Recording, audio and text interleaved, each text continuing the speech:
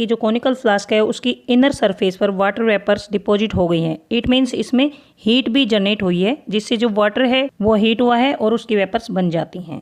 अब जो ये गैस बनी थी इसको सोप सॉल्यूशन से पास करते हैं।